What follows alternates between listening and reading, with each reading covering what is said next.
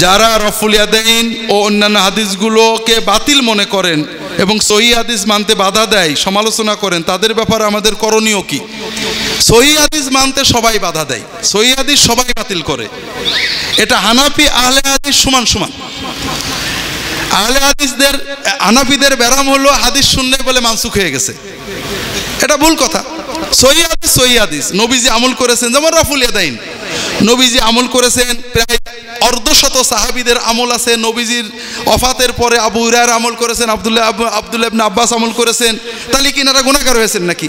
আব্দুল কাদের জিলানী আজীবন রফাদাইন করেছেন। আমাদের হানাফি মযহাবের বড় বড় আলেম ইসহাম ইবনে ইউসুফ রফাদাইন করেছেন, তারা কি কাফের হয়ে গেছেন নাকি না গুনাহগার হয়ে গেছেন?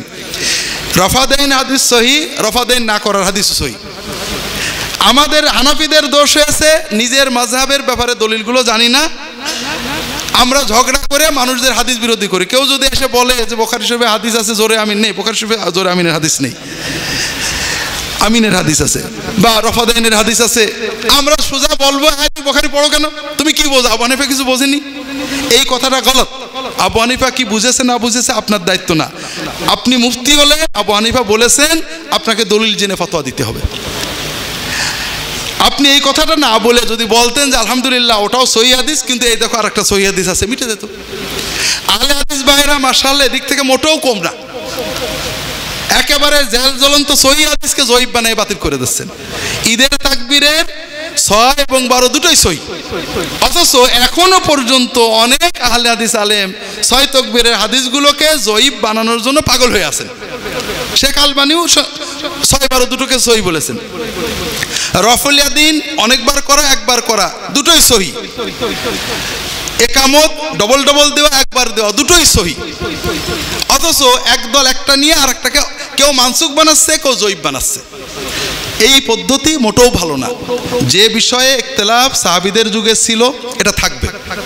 দুর্ভাগ্য হলো ভাইরা, খুবই দুর্ভাগ্য, বাংলাদেশের সমাজে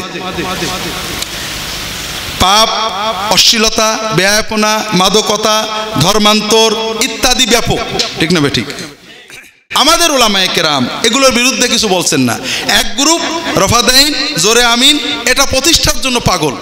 কেউ যদি রফাদাইন করে জোরে আমিন বলে সে খুব ভালো, তার দাড়ি নেই নো প্রবলেম, সে সুদ ঘুষ খায় নো প্রবলেম, সে নাস্তিকতার সমর্থন করে নো প্রবলেম। এটা হলো এক গ্রুপ। আর এক গ্রুপ তারা রফাদাইন বন্ধ করবে, জাকির নায়েকের বিরুদ্ধে বলবে, আহলে হাদিসের বিরুদ্ধে বলবে, বিশাল বিশাল মাহফিল করবে, কিন্তু নাস্তিকতার বিরুদ্ধে এক কথা বলবে না। বড় কষ্ট লাগে ভাইরা, বড় কষ্ট লাগে। আল্লাহ তাআলা সবাইকে তৌফিক দান করুন, আমিন।